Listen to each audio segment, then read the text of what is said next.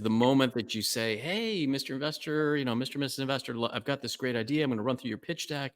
We're raising $100,000. Are you in?" No. Biggest mistake. Yep. Always get them to give you feedback and say, "What do you think? What do you think?" And draw them in. So ask for advice, and then you'll get money. Yep. In the same way, we did this, and it's not anything that is wrong, but you're doing. What is happening, everyone? Welcome. Thank you for sticking around a little bit. We started a little late, but all for good reasons. I'm gonna let y'all slowly get settled into here. My name is Martin Martinez. I serve as our head of partnerships for Founder Institute headquarters. But I've been running our Texas programs here in the United States. I'm based in Austin, Texas, since 2017. So feel free to get settled in. I'm starting to see a lot of y'all trickle in. I can't see all of you right now because things change when we go live, but do me a favor. Welcome to AirMeet. If it's your first time on the platform, it's a fun one. A bunch of these things popped up at the beginning of the decade during the pandemic, and this one is really the tried and true one that's still here, and that's why we've kept it for so long. It's very interactive. There's networking tables. You're seeing the chat right now. Tell us where you're coming from. We got folks in the Bay Area. We got Napa, SF, Jersey. What's going on? What's going on? I know it's also the evening, so we probably have some folks over on the other side of the world. Houston, LA. Thoughts for y'all over there. Australia. There it is. Good morning, Australia. Canada, NYC, New Orleans. Y'all got like 13 inches of snow last week. That was wild. We only got somebody from Austin. Howdy, y'all. Well, again, keep doing that. Drop your LinkedIns. Connect with each other. We're a global community. We're in 200 cities, 100 countries around the world. And we love doing these kind of events. We do them all the time. We're probably the most prolific event producers for the startup community in the world. And we've been doing that for 16 years. But at the end of the day, we help entrepreneurs launch companies. We teach you the things that I wish somebody had taught me being an entrepreneur when I was younger, and building that and giving you community. So today, for this event, as you're joining us, we got Detroit, Vancouver, more ATX. Wow, we got a few ATX homies in the house. Great. We're going to meet a couple founders who have gone through the program over the last few years. Had a chance to connect with them just now. We're going to bring them up here shortly. But again, let's level set. Okay, again, you're on AirMeet. If it's your first time here, again, there's networking tables. So when this disappears, you can connect with each other. Definitely use that chat.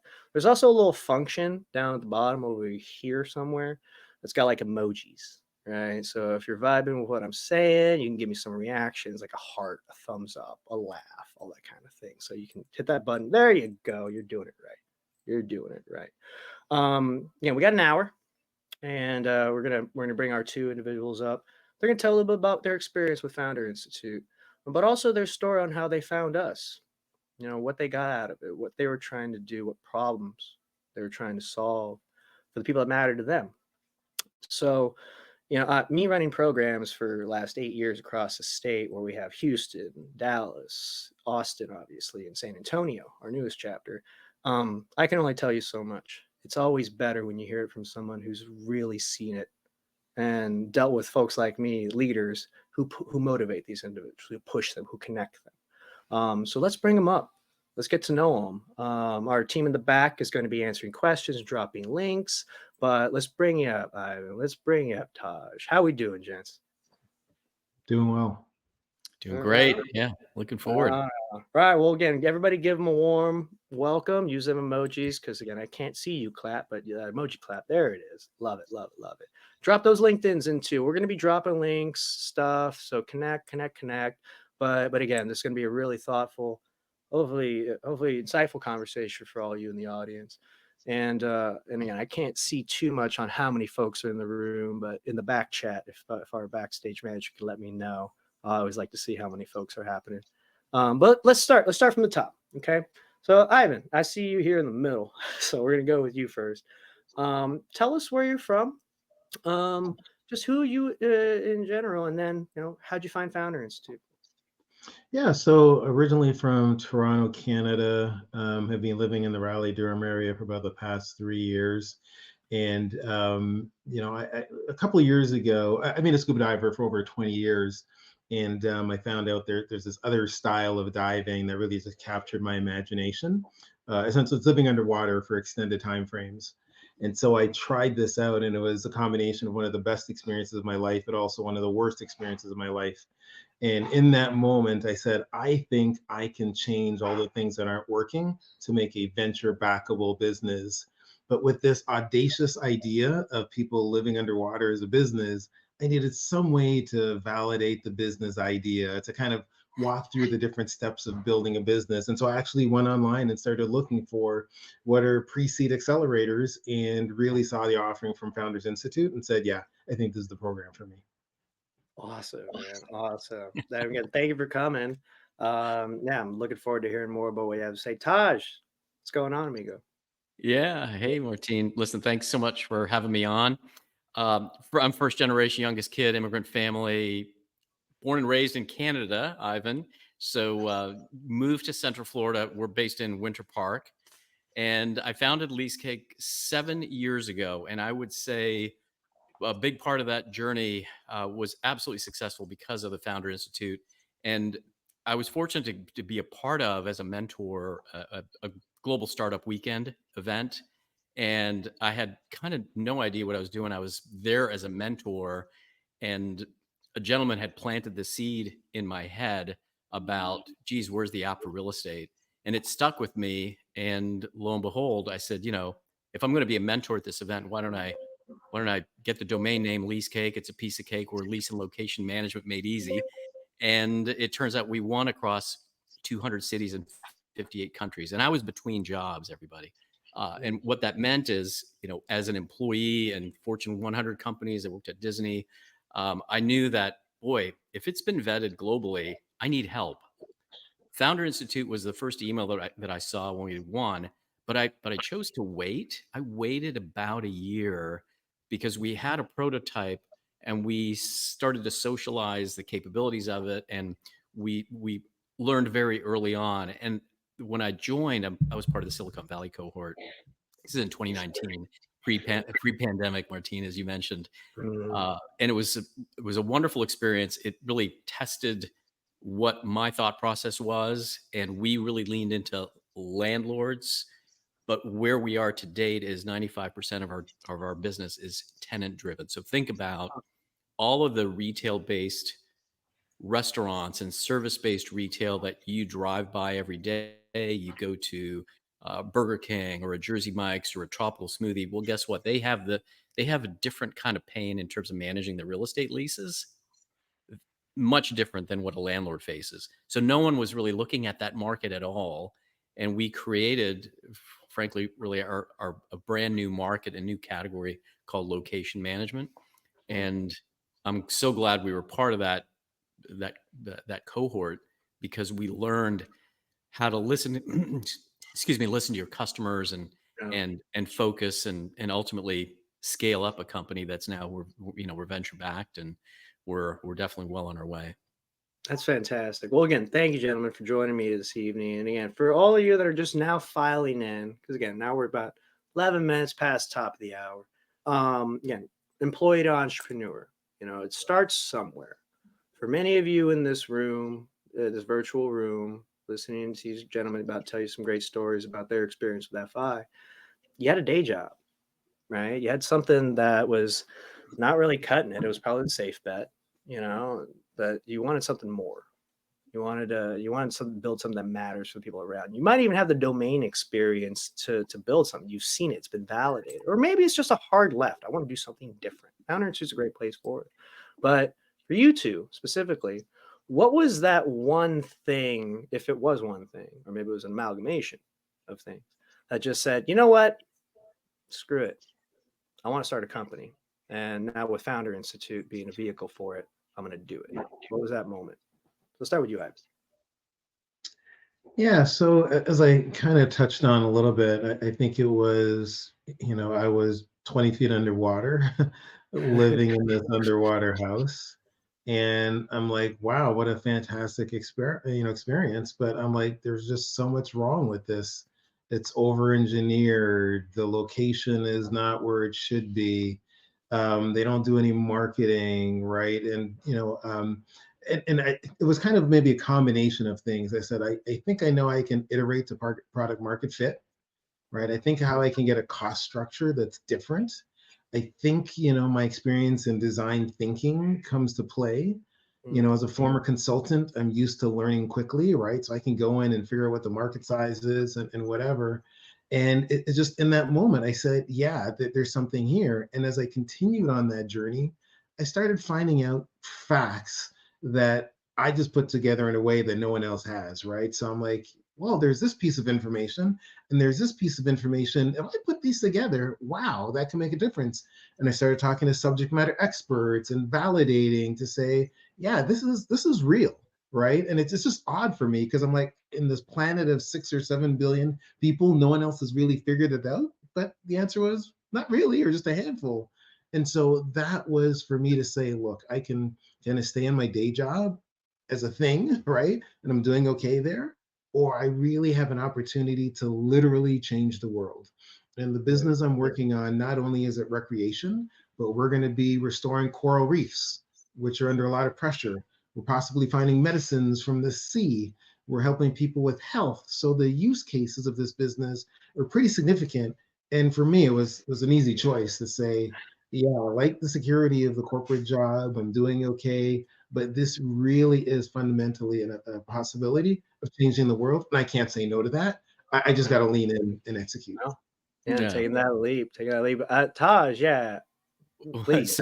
So when you said that you were living underwater and they weren't in the right location, I mean, everybody's looking for waterfront real estate. Well, you're like in the middle of waterborne or underwater real estate, so it's pretty freaking cool. Literally. I love it. I love it.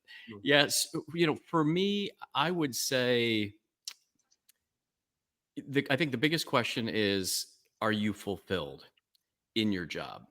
And generally, people say, well, what does that mean? And I think for how I was spending a decade at Disney and then working for a tech company, I kind of saw both sides. But Mm. frankly, I wasn't fulfilled at Disney. I left after a decade and we launched some crazy, really cool businesses. I left a company that had a nice exit. I didn't make life changing money, but I still felt like I wasn't fulfilled.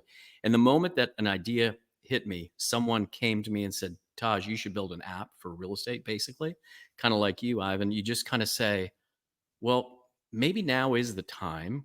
And you just have to continue to ask yourself questions because you, working for someone else, working to make a rich person richer was never something that fed me. So I Mm. frankly was never fulfilled until that moment when I said, holy cow, I need to make some phone calls. We won globally across 200 cities in 58 countries. And I said, I think now's the time. And really right then I was between jobs, as I said earlier. So it wasn't like I was leaving corporate. I was trying to find my next corporate job. And Mm. and that's when it was like full stop. I need to literally lean into this and do it and just continue to iterate and grow. So that's a little bit of kind of the thing that was my calling. I was never an accountant. Mm. My parents told me to get into business. My parents told me to become a CPA. I said yes, yes, yes. I was average. I was good enough. I spent time in the Big Four, then at Disney as a controller, managing lots of capital dollars. But Mm. end of the day, I wasn't fulfilled. So there Yeah. you go. There's a commonality I meet with all of the founders that I've been privileged to work with in Texas, and I see it in both of you. It's there's a fear of mediocrity, one, but also two, it's just the safe bet is okay, but I want to do something better that's more meaningful for the people that matter to me, for the problems that I see them dealing with that matter to them. And that's kind of where it goes. Quite literally, Ivan, you are underwater when it happens, which is fascinating. You're drowning. The workload is You're you're literally, drowning I in know your work, that. man. But I yeah, had enough so air to survive, so I wasn't drowning, but maybe You're not drowning. No. metaphorically. But but but but but in there's any case, yeah, so but in many any great case, yes, analogies. so we're getting into, so now you're at Founders too, right? You have these assumptions. You're taking that leap, right? What was some of the things that you thought it was going to be like that just completely just proved you wrong? And but also maybe some of the things that you just didn't know that just opened the door for even more opportunity. Let's start with you, Tosh. When we looked at the opportunity, the TAM, SAM, SOM, get out of the building, talk to as many people as possible, make sure the prototype worked, and there was you're starting to achieve early product market fit. We really leaned into a completely different starting point than where we are today. We were thinking that we're a landlord-based solution. Landlords are going to buy our software. Brokers are going to buy it. We knew that tenants are what makes businesses successful, because you can't have landlords that own buildings without tenants in it. But we really leaned in that direction, and we found out very quickly, which was fortuitous. Again, it's about getting out of the building. You start to listen to, well, landlords would say, if my tenants succeed, I succeed. And then the tenants that we were speaking to, they said, man, if my landlords succeed, I succeed. So in other words, they just wanted to get out of each other's way. And we shifted very quickly into the tenant space. And people said, I need Leasecake more than a rich landlord. Here's 5 more people to talk to. And we kept going and going and going. And before you knew it, we shifted completely from where we started. And again, that happens. Like part of the first 6 weeks of the program, both of you know this intimately, we're pushing you. We're driving you. It's go talk to as many people as you can. I tell my founders, we call everybody founders in the Founder Institute, y'all, but it's up to you to become that person when you graduate, right? So, but for all intents, it's a mindset. You have to go and talk to people, and it can be terrifying. It can feel daunting, impossible in some cases, but we push you to do that. And for those first 6 weeks before you get to that first big pitch, what was it like for you? So a couple things I'll draw on. So number one, let's say through my college career, through my work life, I've won awards or kind of being recognized as a good public speaker, let's say. And so I'm very comfortable with presentations Sure. and getting candid feedback during those first few sessions, and scores where there's no 3, right? It's either No 1, three. 2, or 5. It was a gut check. It Yeah. really was. And I had to go through maybe some psychological adjustment to say, look, it's not about who I think I am, it's about who I want to be. And so let me trust the process. Let me, basically for me, I just had to say, am I in this to win this? Am I going to go all the way? Or am I just going to, like, I don't know, bow out? So it was tough. It's tough for everybody, but Again, that was one period of adjustment. yeah. Um, just, And it's totally that is by design. Not yeah. every idea has the strength or the scale of a problem that can be a company. But not every person that walks into that room understands what it means to be a founder as well. And that's always the hard part, Jens, when you're talking to people about what you're trying to do. And I'm sure you all had that adversity. The people that love you, they're calling you crazy, and not in a constructive way. They're like, why are you doing this? Why don't you just keep with the safe bet? Right?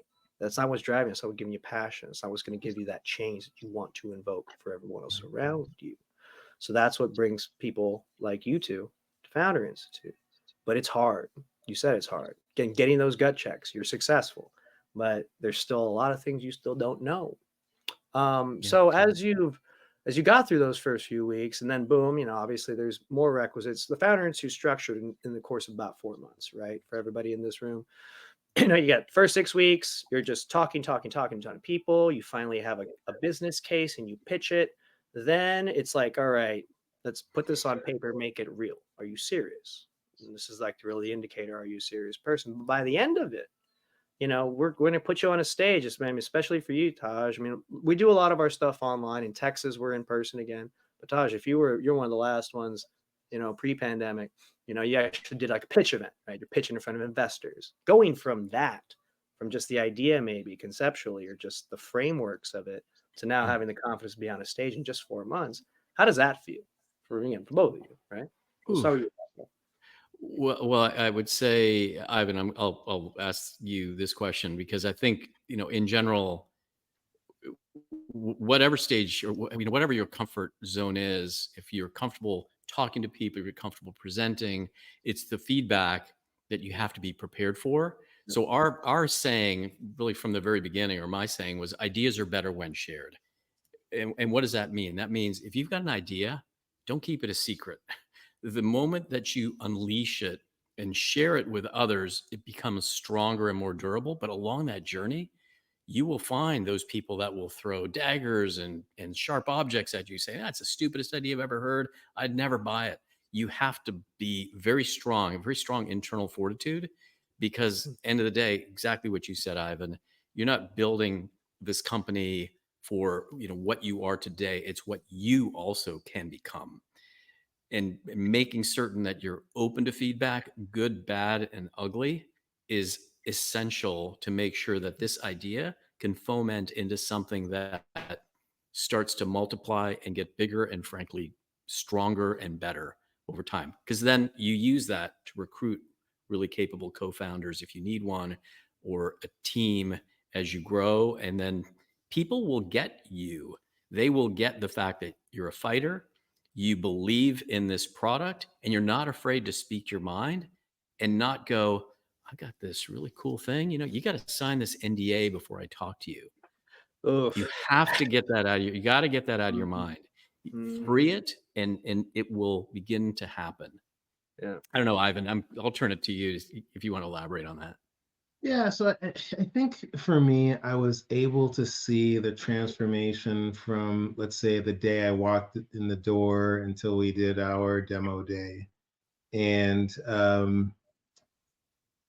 I think it's just being able to, mentally work through the content. It's just that level of commitment. It's, being able to accept that feedback. And in my case, just being candid, there in the early on, I was thinking, is this thing even possible? Like, is this really a business? Right. And by going through the steps and having the mentors give that feedback, even though some of it was candid and it hurt, I started to say, yes, this is real. They're more tweaking the content than shooting it down. Or people are saying, I can connect you to this person. Your TAM shouldn't be this much, it should be that much. So all of those were things where at the end of the period, I had more confidence. I had my data room set up. I had all these other elements, and those were, it was just a great feeling to say, wow, I have made it through this. Mhm. I feel more confident now at other aspects of my entrepreneurial journey. And early on, I said, I think it's going to take 10 years to build this business. I'm in. At the end of those weeks of the program, I was even more, yes, I think I can do this. Yeah. I love this, y'all. I feel like I've known you forever. This is great. Because it's stuff we say, it's stuff we emote. Anybody that leads a program in the world, and the leaders that ran y'all's, understand this too. And that's why we do what we do, for you. Because again, it's lonely, it's hard, but you need patience. This isn't a get rich quick thing. There's other programs, or actually they don't exist anymore because they suck. That you want to get rich quick. This ain't the place for it. This is for something that's enduring, that's meaningful. At the beginning of pre-pandemic, we used to take from our founder Adeo. He'd have this whole slide about picture a world in 10, 15, 20 years, a generation down the line. What impact have you made? You go through this thought experiment, and immediately half the people walk out the room because that wasn't what they were looking for. They were looking for a quick buck. But Okay. for founders, that's not the mentality, right? So let's drill in a little bit more. We've been getting a little extensive. We're about the half-hour mark, and as I last checked, we're at about 120 folks in the room. So just to check on everybody here, thank you all for joining us. We've got a solid crew. Don't be shy in the chat. Talk to each other.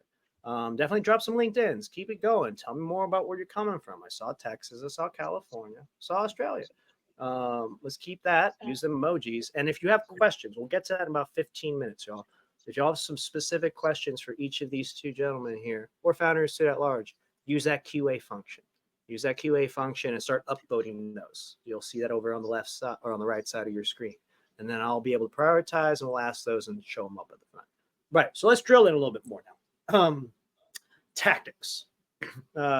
So again, both of you have very focused kind of companies. Let's dig in a little bit. Give me what we always ask you to do. Give me a quick hot seat on what you're doing right now. If you can dust off the old bike. Give me a hot seat, Ivan. All right. So We're focused on building underwater tiny houses for people to have short-term stays of 3 to 5 days.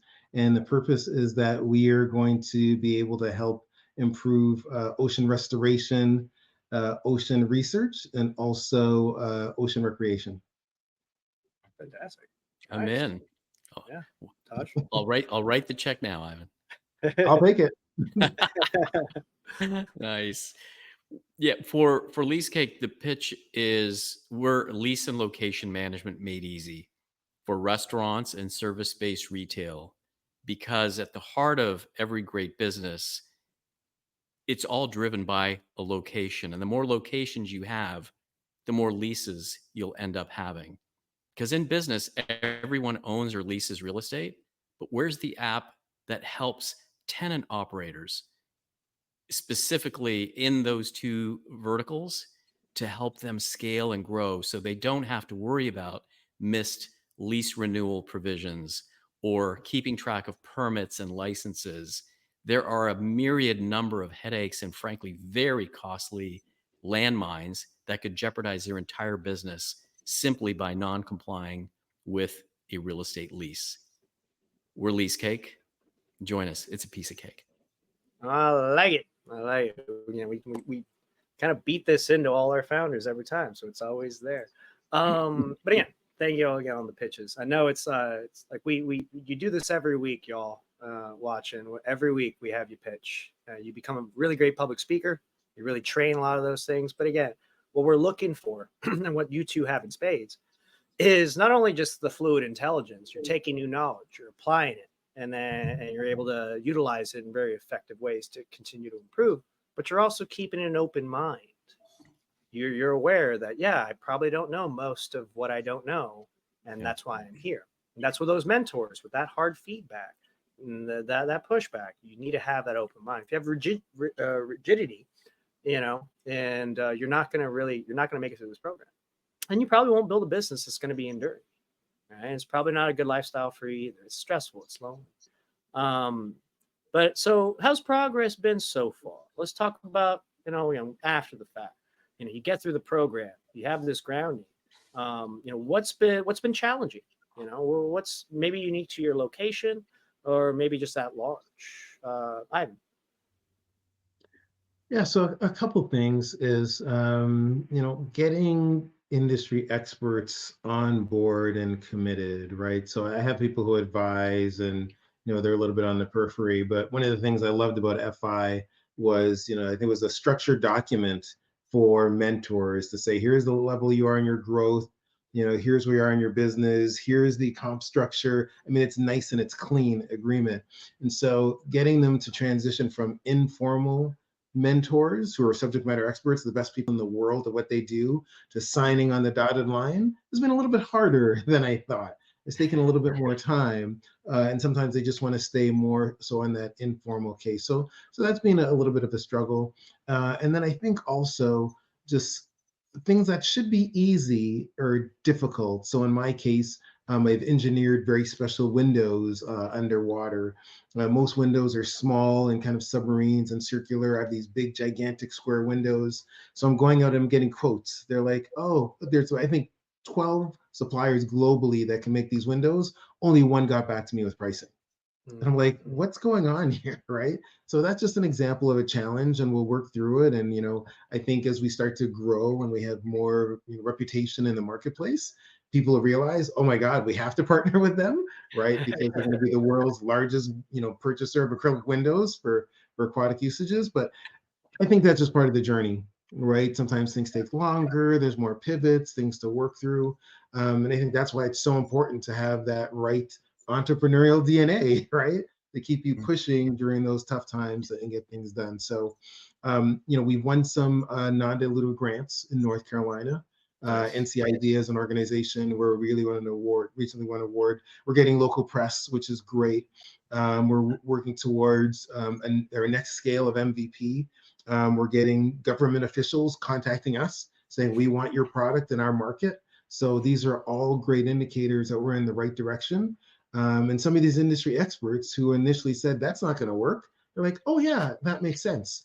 And the other thing I think is kind of interesting is there are 3 companies in the world trying to do what I'm doing. I'm one of them. And just seeing others enter this space is confirmation that I'm in the right direction. So that's really cool as well. So, Nice. yeah, don't be afraid of competition. Competition validates you, and Exactly. That's kudos for true. everything you've done so far and what you've accomplished. There's a thought if I can share, because not only does it apply to fundraising, it also applies to bringing on an advisory board or bringing on Yep. new team members. Uh, I don't know if you've heard of this, but if you want advice, ask for money. Because the moment that you say, "Hey, Mr. Investor, Mr. and Mrs. Investor, I've got this great idea. I'm going to run through your pitch deck. We're raising $100,000. Are you in?" Yep. Biggest mistake. Yep. Always get them to give you feedback and say, "What do you think? What do you think?" And draw them in. So ask for advice, and then you'll get money. Yep. In the same way, we did this, and it's not anything that is wrong, but you're doing this to get validation. And you want those people, like, for example, when you said you've got government officials contacting you, you've got other companies that said, "Oh, you know what? I poo-pooed you, a year ago, and now I think that's right." If you lean into that and have them be part of, this listening tour, well, give me some feedback, give me some advice. You're trusting their brain power because they've been, experts in whatever their industry is, specific to undersea living, as an example. Before you know it, they'll go, "Hey, can I join your team in some capacity?" Maybe there's warrants, or I've got somebody that I think might be willing to put some money in. So there's a way to make sure that you play this, but what you're doing is you're helping build an entire ecosystem around supporting your business. And it's more than just asking for money. It's more than just saying, "Hey, would you be an advisor?" You don't want to lead with that. You Yep. say, "Give me your thoughts," and then have them come to that natural conclusion. And it might take a moment, or it might take a week, or it might take 6 months. And they go, "I keep hearing you guys. I keep seeing you in the press. Like, what was that guy's name again? Ivan? Like, oh shit, I need to find him." Oh, I love it. Love it. Yeah. Ivan? Any No, thoughts I here? mean that all resonates, and we're still pushing ahead and making progress. So yeah, loving the journey. That's amazing. Again, I love what you said that, Taj. Yeah, the full adage for everybody in this event right now is, again, if you again, ask for money, get advice. Ask for advice, you might get some money. Write that down, y'all. Write that down. And it's true. So let's shift into that investor question. That's always a question that people ask. So I'm going to ask it for you now. And because founders at this point, especially the ones that just don't know what they're doing, it's like, "Oh, I need an investor. When they give me money, then I can build it." Like what? It's not really how it works. It's not how the world works. It's not like the podcasts or the movies. It takes a lot of work, and they're Yeah. not ATMs either. I have a lot of friends that are investors. Many of whom are like investors in residence for our Texas programs, and they can tell the difference between kind of a entrepreneur and a true founder because they understand the difference. How has that been for you navigating those processes? I mean, you talked about grants. Tosh, you talked about working with investors. How is that? Again, you guys still live, you gotta live, you gotta eat. It's not gonna be just the ramen and the peanut butter sandwich diet forever. How are you navigating that right now, and what's been happening? You, So, you, so for me, I think, if there's anything that I've deliberately slowed down my employed entrepreneur journey, it was because I had to bootstrap further and longer. And in fact, being candid here, my last career move was specifically because I said I wanted more money for my venture, right? So as a director level at this corporation, I said, hey, you know what? It's gonna sound weird, but I want more money to bootstrap. And I made the jump to VP to actually increase my income and get more bonus and get whatever, because I had that ability. But it's also hard, the more senior you are in the organization, balancing both of these things. And so um, my initial period when I thought I was ready to get some outside funding, whether it's angels or VCs, um, had a lot of skepticism, even though I was asking for feedback, et cetera, and have had to continue on that bootstrap journey a little bit longer. But now I'm at the point where, like, yeah, I think this is the right time. So that was one thing for me. I think that was a little bit interesting to say that. Yeah, I mean, angel money, friends and family, I had to kind of think about it a little bit differently, because I'm not going to find investors in this space. They're probably going to be in an adjacency, whether it's hospitality, whether it's blue tech, whether it's whatever. And I've been happy with that decision. It's worked out well for me. Um, but yeah, that's a little bit about my story and where I am right now. Nice. Very cool. Very cool. Todd? Yeah. I mean, we've raised, our Series A1, we just closed an additional 10 million, but it's not easy. And I would say that you have to make sure that your story is compelling. Uh, I think it's really important beyond just saying, "Hey, I got a business plan," or "I got a pitch deck."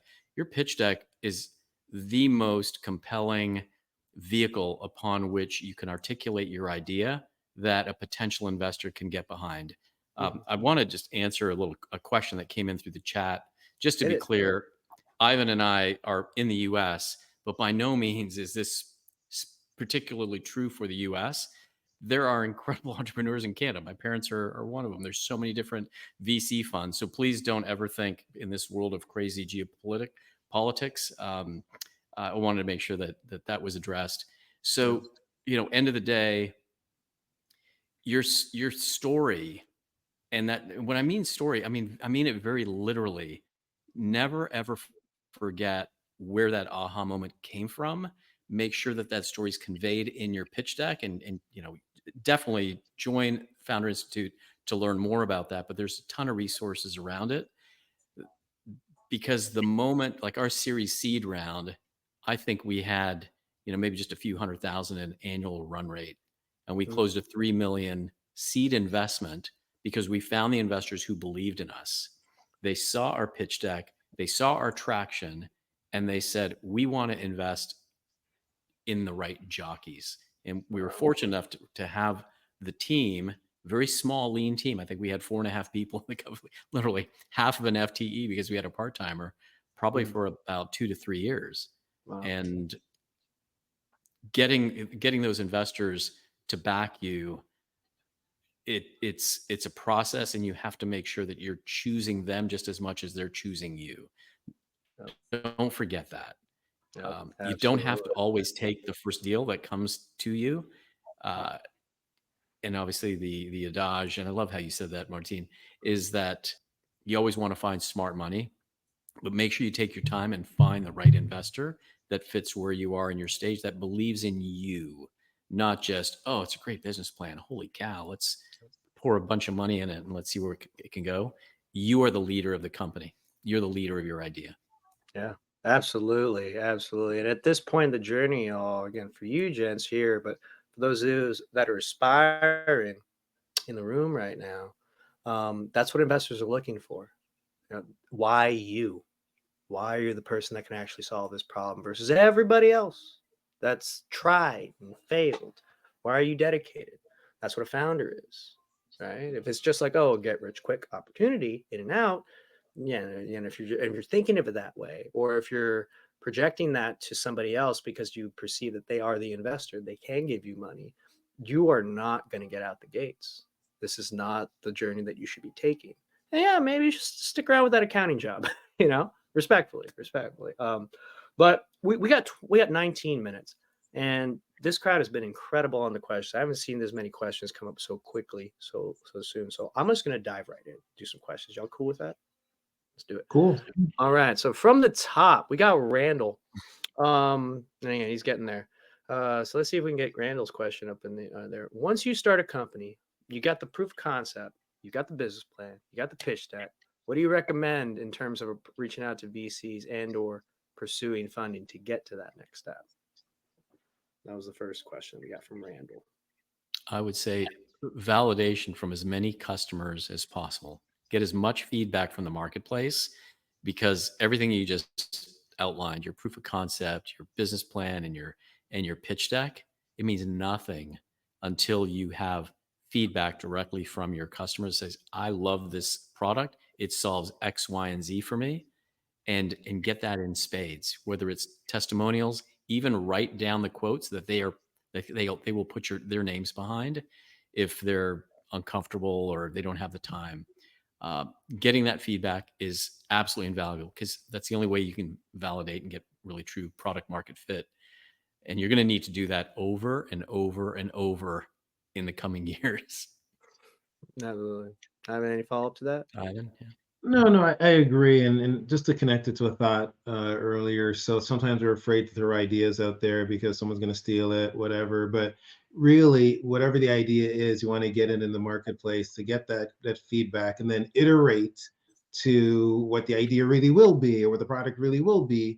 And you don't have that idea, that ability to iterate and show that traction and proof points to possible investors until you have something in the marketplace and people are trying it. So that's how it all ties together. Someone might see your thing right now and say, I'm going to copy it. 6 months later, you're going to have something completely different because you've been iterating.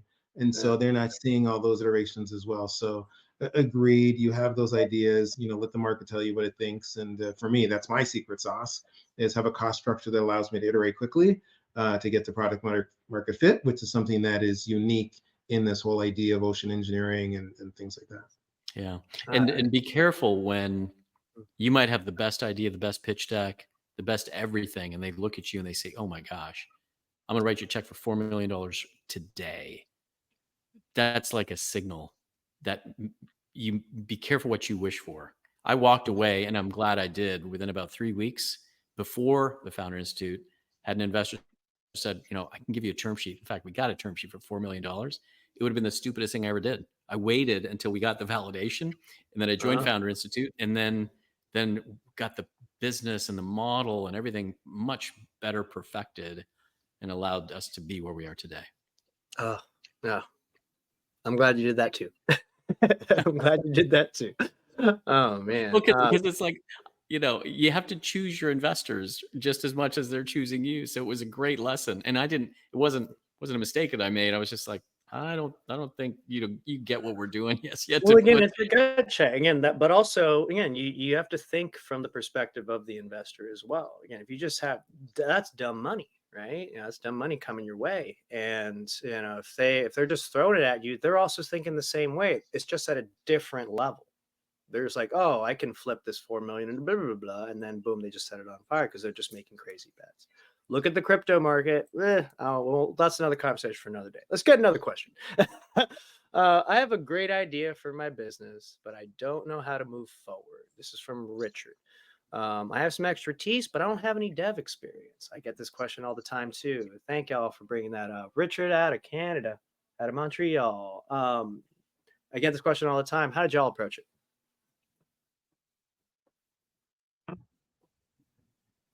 Well, I'll Taj, I'll answer. let you go. Taj, you want to Yeah, take that? sure. Yeah. So, I'm not a tech guy, but you have to know enough about who to call and who you trust. You absolutely need to bring in someone that is part of your core team, whether they're going to be a co-founder, whether they're a very early hire, and there's an incentive for them through equity, etc. But you got to find the right dev talent. I mean, I tried to learn to code thinking that, let me go to Udemy and learn to build an app, and I'm like, that's stupid. Which, by the way, Udemy, So, those are what out of the very first cohort in 2009, also our first unicorn. Good name drop yeah, I right know. there. Well, Let's call that Tosh. that's why I bring it up. And I think the gentleman who founded the company, he was the first 5 that I got. I Really? think I think Was so. it Yeah. was it Gagan or was it Aaron? I've known both. Oh gosh, Uh, I Aaron can't pops remember. around a lot more. Gagan has been he's got Maven now on the as Oh his yeah, yeah, yeah. But but yeah. Oh, I mean, in my case, I'm an engineer by training. I'm a mechanical engineer. I love design, and this is probably the intersection of two of my skill sets that came together. So, I mean, some things I just built it on my own, but on my journey, I was like, what are ways to be able to have versions of this concept, even if they're not physical, right? So initially, we did some things with virtual reality. Not my expertise. I had to call in some outside help We've been scaling prototypes. Once again, where do I get the outside help? But the vision setting, the technical details, the what are we trying to test and prove with each one of these is something that I architected. Even when we did some testing on Facebook and A/B testing and whatever, which was quite insightful for us, that vision was something I established, and I had to actually learn the back end of Facebook, which was really frustrating. But just as you're going through Founders Institute and you have this tenacity, it just helps you with all the other Oh, no, I roadblocks think you're I going to know. have on this journey. And so that was the case for me. I'm like, I need a way. I mean, I don't have $500,000 yet to build a prototype. How can I get something in the hands of users to get feedback? And trust me, when someone puts on those VR goggles, there might as well be in the actual one. And so that's been great. So whether it's software development, not really my thing, but the idea is, what do I want to test? How do I test it? And what can I afford to test is kind Yeah. of my philosophy, and just get it done. Yeah. And I mean, and to build on that too, as of more recently, we host a lot of events in Texas. We just hosted, I always host an annual State of the Union, so to speak, of startups in VC for Texas. We've been doing that about 6 years. We just had it on Wednesday. And obviously the AI news came out, with China, just the whole thing, just the whole economies of scale has been kind of just flipped over. The ability for you to kind of iterate, prototype, and design products, software, has been more easier than ever to do. You don't necessarily need to wait for a technical co-founder to just fall into your lap. You can start playing with no-code solutions and AI solutions to start developing and prototyping very quickly. You can do this all on your laptop right now. So don't let that limit you. Don't let that inhibit you, and don't use that as an excuse to not move forward on the journey. But because that's all it becomes, an excuse. Let's see. Let's get another couple questions. We got about 11 minutes left, so we only have maybe a few more time. I want to be respectful for these gentlemen's time because they got companies to build and companies to run. So let's give me a quick refresh. But we've had some great ones. Keep up voting, everybody. Here's a little more tactical one. This is from Sam Jordan. He's talking more about IP, protecting IP while being out in the open and building in the open, right? It can be cutthroat, right? So again, the hesitation. How have y'all had to navigate those waters? So for me, IP, I did go down the path of getting a design patent, process utility patent, thinking about a patent portfolio. But I think a bigger concern for me is probably more so trade secret. At least that's how I think of it in terms of IP. And so, I think about what aspects of my business am I sharing with other people, as how I'm really going to, protect what's unique about this. And I'm always constantly thinking about what is going to be my moat. So I just gave you one example, right? My ability to iterate quicker, iterate faster than any of my competition is going to be part of my secret sauce, right? So you can try and copy me, it really doesn't matter. I don't even know what this thing's going to end up being because I'm going to keep on changing it based on user feedback. And then also, as I'm thinking about my patent protection, these are the things that are going to be unique and defendable. The reality is, defending a patent's expensive, right? Especially if you're early stage. So Yeah. that's probably not the way to lean in. But yeah, I've gone through the formal stuff, but then I'm kind of thinking about here's how I actually want to protect what I'm doing.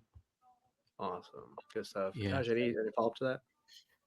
Yeah, I would say that ideas are dime a dozen, and it's execution that matters. So exactly how Ivan put it, in that you're working to get your product out to market faster, better, sharper, and quicker in the best way possible. And if you pay attention to the competition or potential, oh my God, somebody's going to copy me, like you're going to be just going down this complete black hole of disappointment and fear and paranoia. It's always good to be paranoid, don't get me wrong, but everyone probably has come up with the idea of living underwater at some point. I mean, I was thinking about it probably when I was 6. Man, why can't we live underwater? Every one of the businesses that are out there has existed, I'm sure, in someone's mind at some stage. but it's the execution. It's taking that and making it into a business that scales. So don't get your worries so much on, oh, I need to start with a patent because my investors or people that are in the market say, oh, you should get a patent. It is expensive. We have 2 patents. We're fortunate, but we were careful as to when we started the process. And you just have to make sure you have funding and is your IP, secure enough. But getting a trademark, I think, as you start to look at what's the first step when you think you have something, like maybe your company name should be trademarked because you don't want to have anyone rip off that company name, create confusion in the market. Leasecake is a very unique name, but we're making sure that other cake related names that are tied to RIP are protected. And a trademark isn't too expensive. It just takes a little bit longer. But take your time on protecting the IP through the legal channels, because you just want to get your product out there and create that really wide moat and distance yourself from the others that are the wannabes. Yep. I love that. Again, that's the common question at this point in the journey. You're worried about people stealing it. An IP can only give you so much protection as long as you have the money to defend it. Right? It takes a lot of money to get it. Takes even more money to defend it. So be cautious when you're just throwing money at IP, because it ends up just being scribbles on a piece of paper if you can't do anything to protect it. Right? So again, good stuff. We got about 6 minutes left, y'all. So let's make it count. We got a ton of questions. I know y'all are blowing up the chat, but I'm only going to be able to see those questions in the QA tool, y'all. So if you want to get them in, make it count and do it that way for me, please. So let's look at Steph. Steph is saying, I'm stuck trying to find the right people to help bring my idea to life. Where can I find those people? Maybe this accelerator, but is there any other ways to find people to help me build this? Yeah, so I mean, for me, it's just getting out there, right? So I was at a local conference a couple months ago, sat down at a table, someone was sharing their story, and I was like, hey, you know what?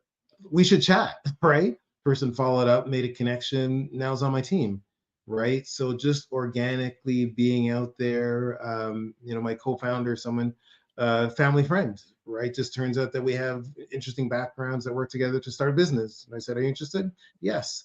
So, and I know Founders Institute also has co-founder matching sessions. And so it's just saying, here's what I need, going out there and finding it. Once again, I can't say enough about tenacity, right? If A doesn't work, try B. If B doesn't work, try C. There's a book out there called Grit. I think the author's name is Angela Duckworth. That's the whole essence of it, right? Just kind of figure it out and be tenacious. So that's words for me. Recently I took a class part-time. Why? Because I wanted to meet other potential founders, right? Just whatever it takes. So yeah, that's a little bit for me. Mm-hmm. Yeah, I would agree. Not a whole lot to add there, but you've got to invite people into your world and also invite yourself into theirs. So take a class, uh, go to these, dev meetups or investor roundtables. It's amazing how many potential free events or speaking things you could get invited to if you just pay attention. And frankly, that's how I got to where I am. I went to a startup event that was all about crypto, and not crypto, it was security and securing your website. Well, I showed up there, and before you knew it, 24 hours later, I got invited to this global startup weekend, and then boom, just one thing led to the other. So be in that ecosystem where you want to be, where you're needing to find talent and finding people that share your dreams. Nice.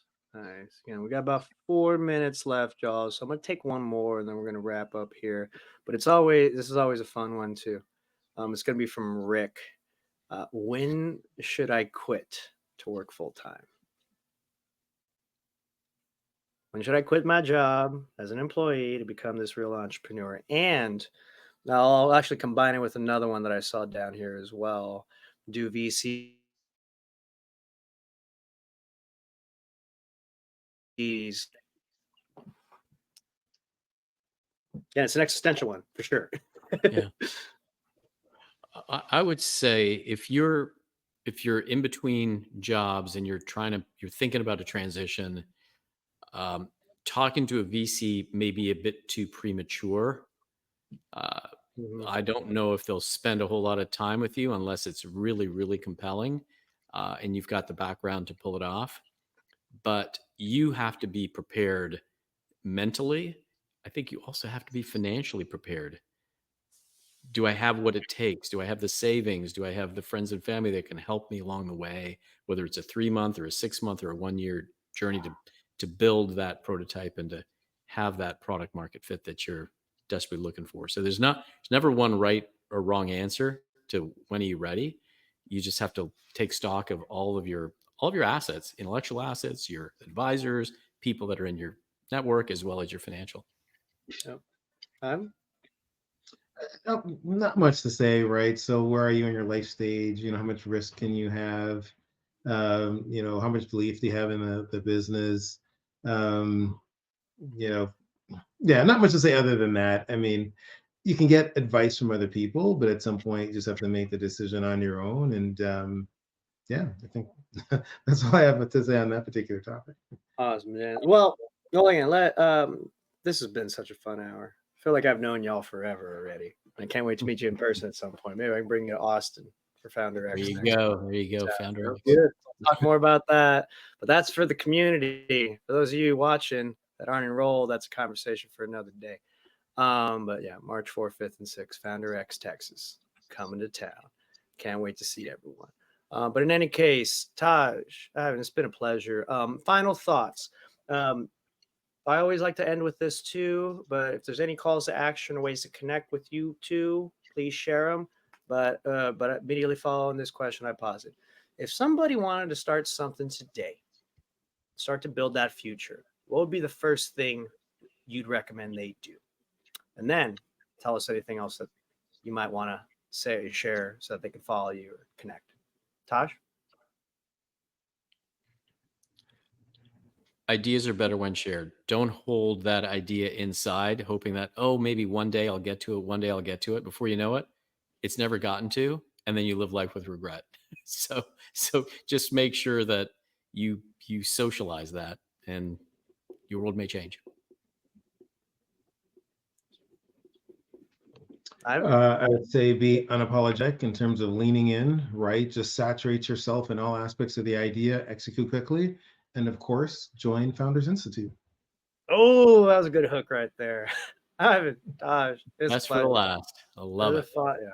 fun one, gents. I wish you all well. I'm gonna let y'all head out into the sunset while I wrap up and give some calls to action to this group. But it's great. I hope I can meet y'all in person sometime soon. Until next Thanks a time. Thank you. lot. All right. Ivan, pleasure. Right on, Thanks, Martine. right on, y'all. So, all right, Right. for everybody else hanging, while my backstage team kind of brings them off, it'll just be little old me for the last couple minutes. Thank you all again for attending. We host events all the time, all around the world. If there's a program running throughout the world, we're in 200 cities, 100 countries globally. Join them. We host a ton in person in Texas, so I hope you get to come out if you are local. I saw a few Texas folks in there. Houston, we're kicking off our first cohort of the year in Texas next week. And if you want to apply and jump in early, or you might already in there, you might know a guy to help you right here in this seat. But Austin's going to kick off in the fall. We have San Antonio coming up later in the spring. But in any case, wherever you are in the world, there's a reason why Founder Institute's been around for 16 years and why we've been doing this so well. And it's case in point, those two individuals and the many thousands we've helped over the course of those 16 years. So maybe a few of you might be inspired to do it yourself. But in any case, until next time, I wish you safety. I wish you wellness. Be inspired by the people in this room. I hope you get to connect with more. Don't be shy. Keep coming to these events. Build the future that you want to build for the people that matter to you. And I'll see you next time.